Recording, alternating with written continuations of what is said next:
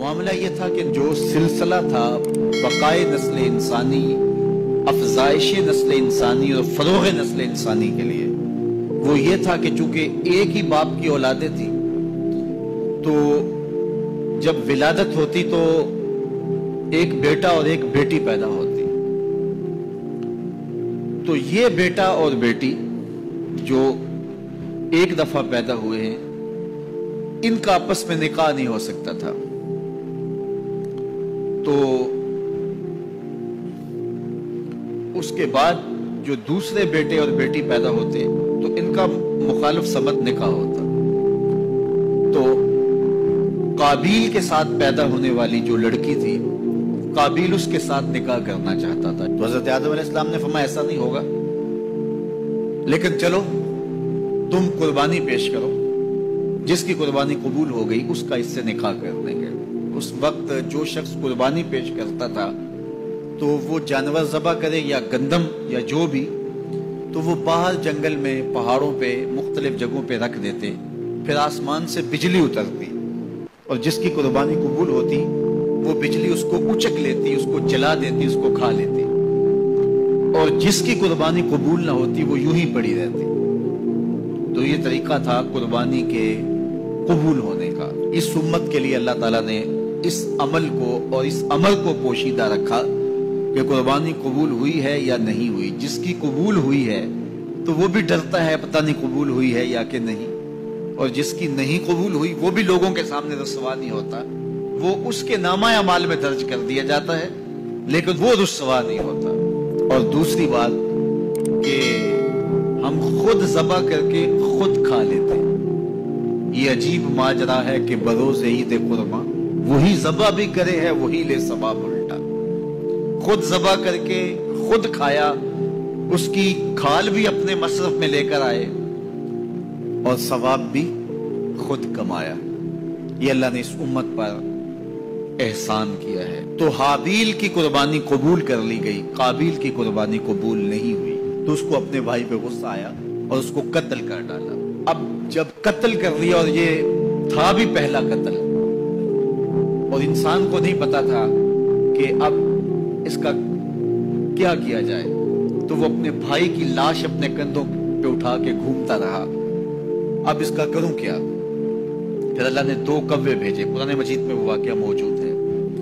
تو دونوں کوے لڑے، ایک نے دوسرے کو مار دیا، پھر زمین کو اپنے پاؤں سے کریدا اور کوے کو اس کے اندر رکھ کے اوپر مٹی ڈالی۔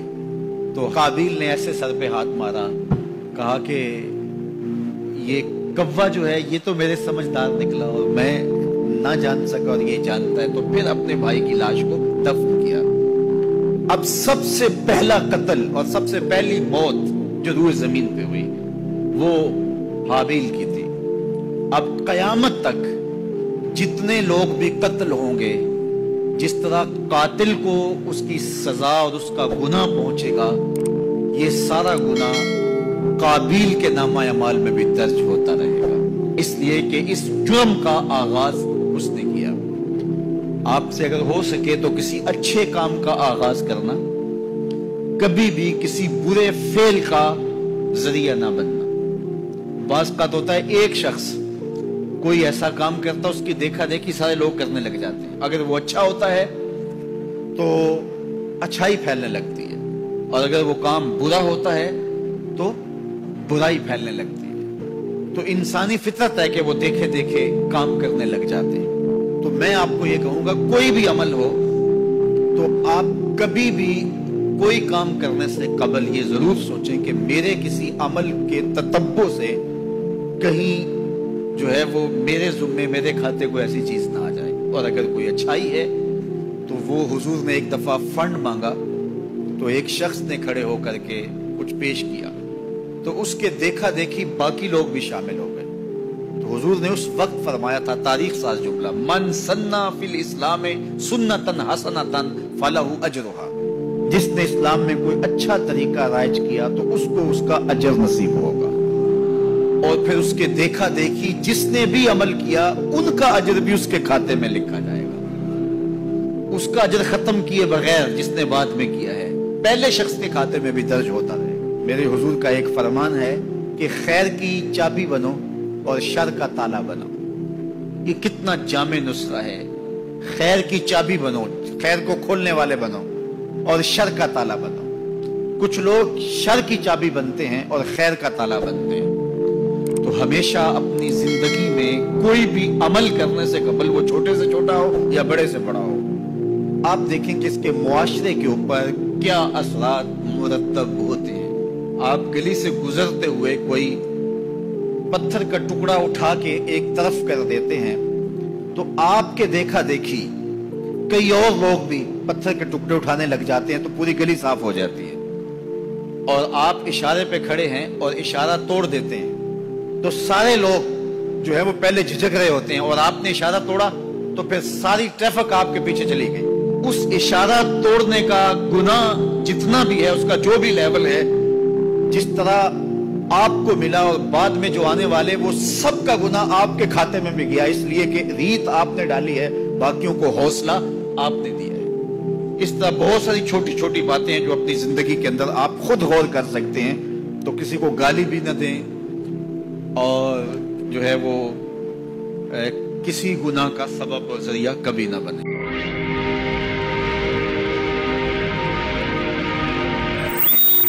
जब इब्ने आदम का इंतकाल होता है तो लोग ये कहते हैं इसने पीछे क्या छोड़ा, लेकिन फरिश्ते कहते हैं इसने आगे क्या भेजा। दुनिया पे इस मौजू पे बात छिड़ी होती है, इसकी जायदाद कितनी, इसके बंगले और कोठियां कितनी हैं, इसका बैंक बैलेंस कितने, कितनी फैक्ट्रियां छोड़ के गया है। अखबार में भी आता है कि फलां साहिब फौत हो गए और अपने तरके में ये छोड़ गए, अपनी औलाद में ये छोड़ गए। तो यहाँ ये उन्वान छिड़ा होता है कि उसने पीछे क्या छोड़ा, लेकिन फरिश्तों की मजलिस के अंदर ये उन्वान छिड़ा होता है उसने आगे क्या भेजा। तो हमने ये देखना है कि इस मुख्तसर सी जिंदगी में हमने आगे क्या भेजा है। फरमाया इब्ने आदम कहता है माली माली, मेरा माल मेरा माल। उसका माल वही है जो उसने खाया और जाया कर दिया, पहना और पुराना कर दिया, या उसने आगे भेज दिया। ये 3 माल उसके हैं, बाकी उसका नहीं है, बाकी उसके वारिसों का है, और वो आंख बंद होते ही तरका हो जाता है। और ये जो बहुत बड़ा नाम था, बहुत बड़ी शनाख्त थी, बहुत बड़े ओहदे और मनसब का मालिक था, ये रूह निकलते ही मैयत बन गया। अब हर कोई ये कह रहा है कि मैयत को इतने बजे दफन करेंगे, मैयत को गुस्ल दिया जा रहा है, डेड बॉडी हॉस्पिटल में पड़ी है, डेड बॉडी वहां से चल पड़ी है।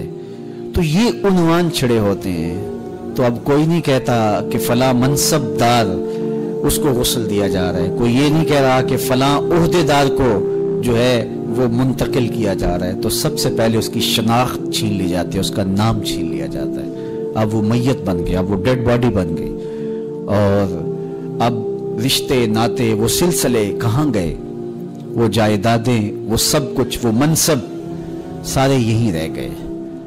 ये तने खाकी लेके कब्र में उतरना है और चंद गज कफन लेके कब्र में उतरना है, और वो आमाल जो हम पहले आगे भेज चुके हैं वो वहां जाके हमें वसूल होंगे। और अगर हम उस जहान के लिए यहाँ पहले कुछ नहीं भेजा तो यहां से तो कुछ साथ नहीं लेके जाएंगे।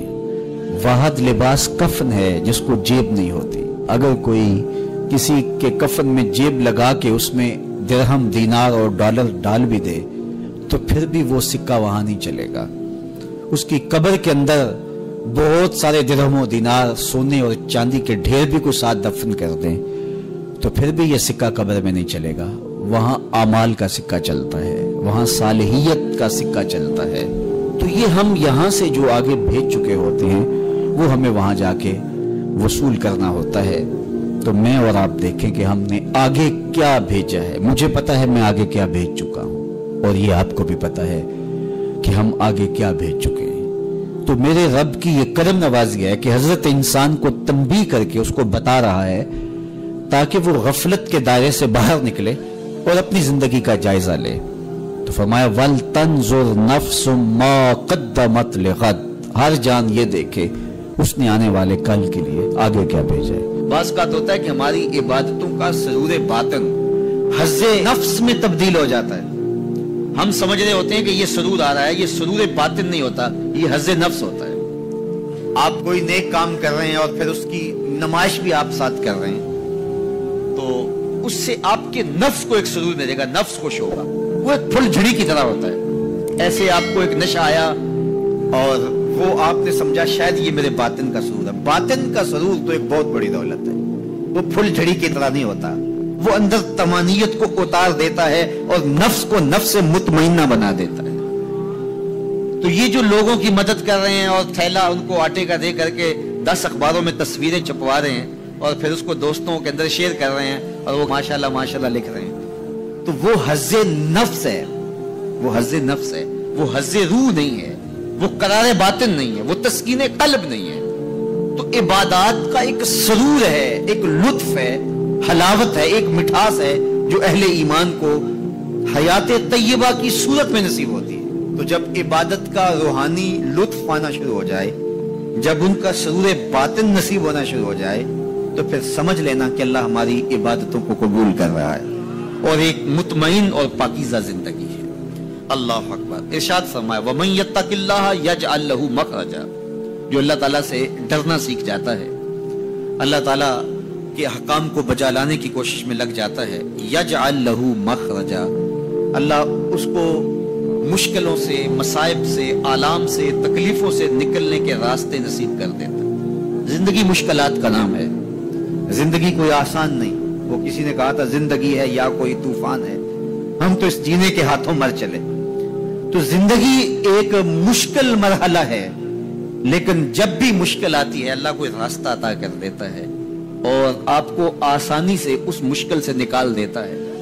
وہ مشکل آپ کے لیے ذلت کا ذریعہ نہیں بنتی، بلکہ اس مشکل کی کوکھ سے ایک راستہ نکلتا ہے اور جو ہے وہ روشنی پھوٹتی ہے. تو یہ ہے اللہ کی طرف سے تمہارے لیے ایک مخرج، اللہ تمہارے لیے ایک راستہ نکالتا ہے. تو یہ اس کا مقصوم ہے جو اللہ سے ڈرنے والا ہوتا ہے. وَيَرْزُقْهُ مِنْ حَيْثُ لَا يَحْتَسِبُ. اور اللہ اسے وہاں سے رزق دیتا ہے جہاں سے اسے گمان بھی نہیں ہوتا. اس کے لیے غیبی دروازے رزق کے کھول دیتا ہے. اس کی ضروریات اللہ اپنے کرم سے پوری کرتا ہے. اللہ سے ڈرنا سیکھ جاؤ، مشکلات آسان ہو جائیں گی، تکلیفیں آسان ہو جائیں گی، مشکلات سے نکلنے کے راستے کھلنا شروع ہو جائیں گے، آلام و مصائب کے پہاڑ راستے سے ہٹنا شروع ہو جائیں گے. یہ اللہ تعالیٰ جل شانہ کا یہ ایک نظم ہے. وہ 3 اشخاص کی کہانی تو آپ جانتے ہیں جو غار میں پھنس گئے تھے، پھر انہوں نے اپنے صالح اعمال کا وسیلہ اللہ کی بارگاہ میں پیش کیا اور پتھر سے رکھنا شروع کیا. تو اللہ فرماتا ہے کہ میں راستے نکال دیتا ہوں اور وہاں سے رزق دیتا ہوں جہاں سے اسے گمان بھی نہیں ہوتا. وَمَن يَتَوَكَّلْ عَلَى اللَّهِ فَهُوَ حَسْبُهُ. اور جو اللہ پر بھروسہ کر لیتا ہے اللہ اس کے لیے کافی ہو جاتا ہے. یہ ان لوگوں کا مقصوم ہے، ان لوگوں کی کہانیاں ہیں جو اپنی زندگی کو اللہ کے راستے پہ ڈال دیتے ہیں. اور وہ لوگ جو اپنی خواہشات کے بندے ہوتے ہیں، اللہ ان کی زندگیوں کو تلخیوں میں مبتلا کر دیتا ہے. دولت کے باوس وہ اذیتوں میں زندگی بسر کرتے ہیں. ارشاد فرمایا وَمَنْ عَرَضَ عَنْ ذِكْرِي. جو میرے ذکر سے اعراض کرے، میری یاد سے منہ پھیر لے، میرے بتائے ہوئے احکام پر عمل کرنے کی بجائے ان سے روگردانی کرنے کا مزاج پیدا کر لے، فَإِنَّ لَهُ مَعِيشَةً ضَنْكَ. ہم اس کی معیشت تنگ کر دیتے ہیں. جب آپ کے لیے مشکلیں پیدا ہوں، مسائب پیدا ہوں، تو اس وقت ہم دیکھیں کہ ہم سے اللہ کی کوئی نافرمانی تو نہیں ہوگی. جب اس کی نافرمانی ہوتی ہے تو پھر آپ پر مشکلات آتی ہیں، آپ کی معیشت تنگ ہوگی، آپ کی اولاد نافرمان ہونا شروع ہو جائے گی، آپ کے معاملے پیچیدہ ہونے شروع ہو جائیں گے، لوگوں سے الجھاؤ پیدا ہونے شروع ہو جائیں گے، اور مخلوق خدا سے آپ کی دوریاں اور جو ہے وہ لوگوں کے دلوں میں آپ کے لیے نفرت کے جذبات پیدا ہونا شروع ہو جائیں گے.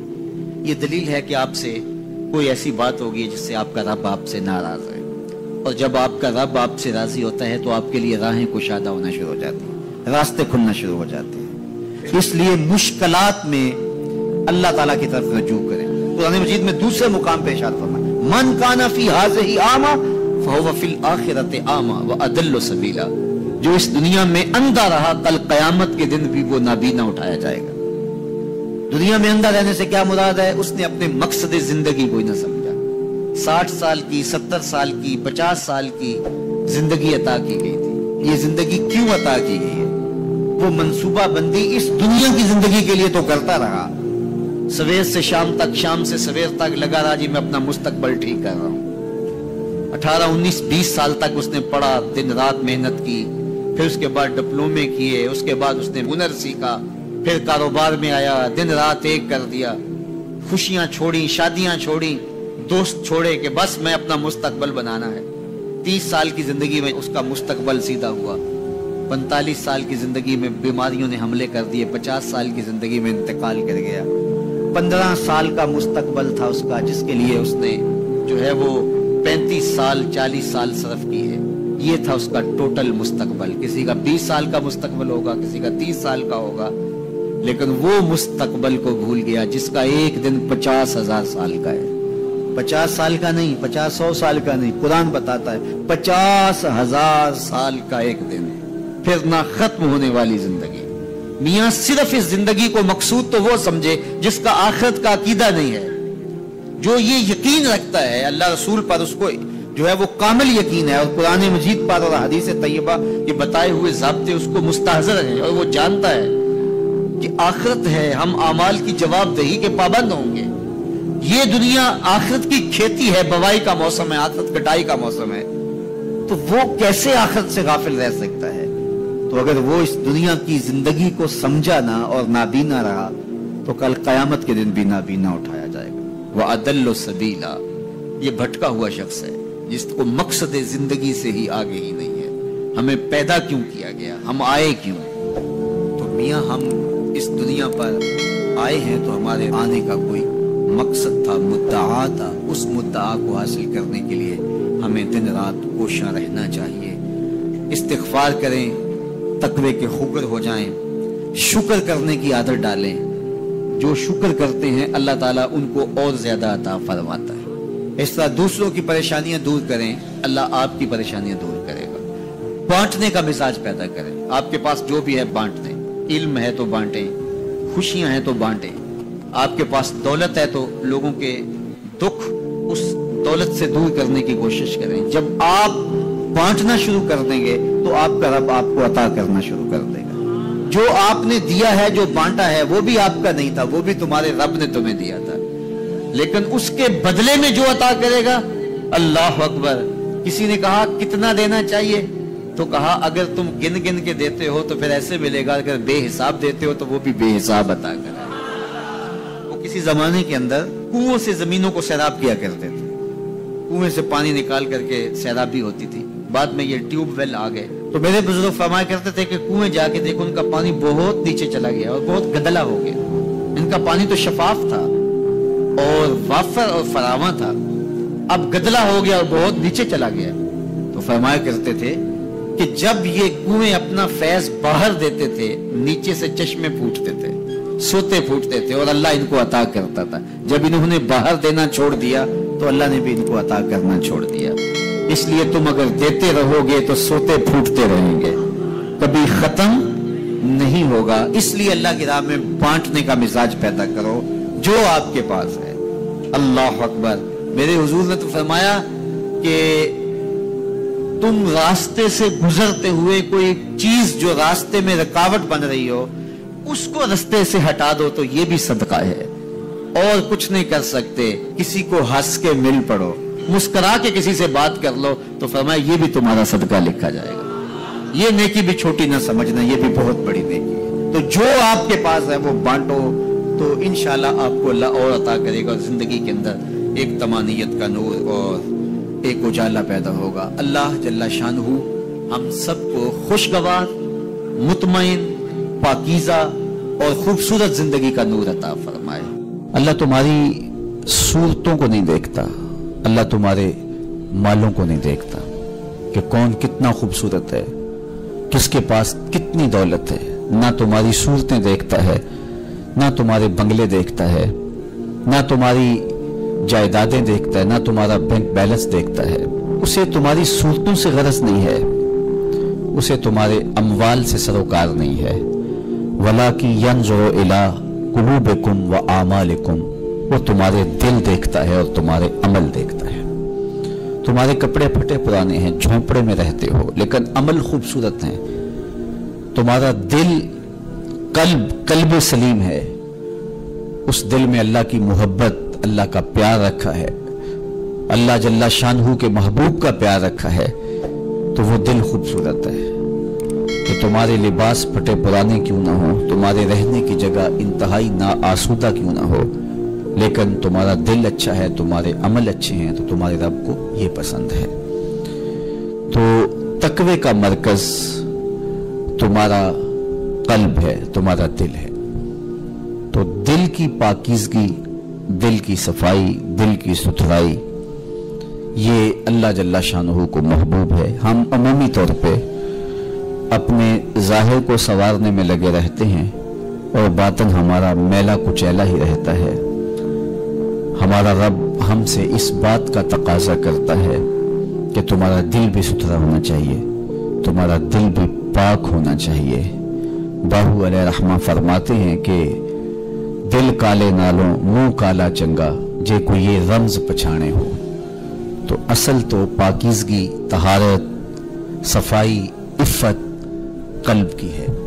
तो इसलिए अल्लाह ताला जल्ला शानहू ने मोमिनीन के कुलूब की पाकीज़गी, तहारत और सफाई और इफ़्फ़त का तकाजा अहले ईमान से किया है। अल्लाह जल्ला शानहू ने बंदों को जो इज्जत, वक़ार और शोहरत अता की है, तो उसका मायार तकवा को करार दिया। कौन कितना मुअज़्ज़ज़ है, ये उसकी दौलत से नहीं नापा जा सकता, उसके कबीले और उसके ख़ानदान से नहीं जांचा जा सकता, उसके लिबास से आप ये अंदाज़ा नहीं कर सकते कि ये मुअज़्ज़ज़ शख्स है। किसी शख्स का किसी कौम से ताल्लुक है, वो उसकी इज्जत का ज़रफ़ नहीं है। इन्ना अकरमकुम इंदल्लाहि अत्क़ाकुम, तुम में से मुअज़्ज़ज़ वो है जो मुत्तकी है, जो परहेजगार है। देखिए अबू लहब कुरैशी नस्ब था, लेकिन खूबसूरत होने के बावजूद, आली मर्तबत नस्ब रखने के बावजूद आज भी उस पर लानतें बरस रही हैं। और बिलाल हबशी रज़ी अल्लाह ताला अन्हु रंग के काले थे और नस्बन गुलाम थे, लेकिन तकवे की दौलत ने, ईमान की दौलत ने उनको उस मुकाम पे खड़ा कर दिया कि वो हाशमी नस्ब शख्स तकवे और ईमान की अदमियत की वजह से उनके कदमों से लगी हुई धूल तक भी न पहुंच सका, और वो इज्जतों की उस शरफ को हासिल करते हैं जो उन्हीं का मकसूम है। तो इस्लाम ने शरफ का मायार, इज्जत का मायार तकवा करार दिया है। तो इसलिए हमें तकवे को हासिल करने के लिए कोशिश रहना चाहिए और ऐसे आमाल बजा लाने चाहिए कि जिससे हमें तकवा हासिल हो। हर साल रमज़ानुल मुबारक आता है और गुजर जाता है, और हम जहाँ हों वहीं के वहीं खड़े रहते हैं या दो कदम पीछे सरक जाते हैं। तो हमें सोचना चाहिए जिंदगी बार बार नहीं मिलती, ये अल्लाह की नेमत है, ये अल्लाह की करम नवाजी है। तो जिंदगी के जिस मरहले पर भी हैं, बचपन है, लड़कापन है, जवानी है, बुढ़ापा है, सन्ने कहूलत है, जहां भी खड़े हैं, आप देखें कि गुजरे हुए कल से आने वाला कल बेहतर नहीं है, तो आप हलाकत की तरफ सफर कर रहे हैं। और अगर आपके गुजरने वाले दिन से आने वाला दिन बेहतर है, तो ये आपके लिए रहमत और राहत का जरिया है। तो इसलिए मैं और आप देखें कि हम रमज़ानुल मुबारक से क्या ये मतलूबा फ़वाइद हासिल कर सकते हैं, कर रहे हैं या नहीं। तो हम अपना जायज़ा लें। अभी पूरा महीना हमारे पास पड़ा हुआ है। हम अज़्म करें कि हम अपनी ज़ुबान को कंट्रोल करेंगे, हम बुरी मजलिस में नहीं बैठेंगे, हम अपनी आंखों पर हया के पहरे बैठाएंगे, अपने ख्यालात को काबू में रखने की कोशिश करेंगे। भूख और प्यास से नफ्स अम्मारा की ख्वाहिशात कम होंगी और शैतान के बनने की वजह से गुनाह के इम्कानात कम हो जाएंगे। नेकी के माहौल पैदा हो जाने की वजह से अच्छाइयों के रास्ते मिलेंगे। तो हम इस माह रमज़ानुल मुबारक को इस तरह से गुजारें कि हम एक नई ताज़ा और खूबसूरत ज़िंदगी लेके माह रमज़ान के बाद जो है वो اپنے آپ کو خیر کی راہوں پہ محسوس کریں۔ یہ ایک اللہ تعالیٰ نے ہمارے لیے ایسا مہینہ رکھا ہے جس میں ہم اثر نو اپنی زندگی کو مرتب کرتے ہیں، یہ ایک نیا ٹرینڈ سیٹ کرتا ہے یہ مہینہ، اور یہ ماہ مبارک ہماری زندگی کے اندر جو ہے وہ ایک نظم پیدا کرتا ہے۔ اس میں ہم جو ہے وہ اللہ سے، اس کے رسول سے، کتاب اللہ کے ساتھ، نیک لوگوں کے ساتھ، مسجد کے ساتھ، قرآن مجید کے ساتھ جڑ جاتے ہیں، اور اگر ہم اس کے اندر پورا خلوص اور پوری للہیت کو شامل کر کے اپنے آپ کو سنوارنے کے پورے عزم کے ساتھ اللہ سے توفیقات مانگتے رہیں گے، تو پھر ہم اس سانچے سے ایک ستھرے، پاکیزہ اور خوبصورت انسان بن کے نکلیں گے۔ تو اس لیے ہمیں چاہیے کہ یہ مبارک مہینہ جو اللہ نے ہمیں نصیب کیا، اس مہینے کو اچھے طریقے سے ہم گزاریں، تقوی کا حصول جو اس مہینے کے روزوں کا مقصود ہے وہ ہم اپنے اندر پیدا کریں۔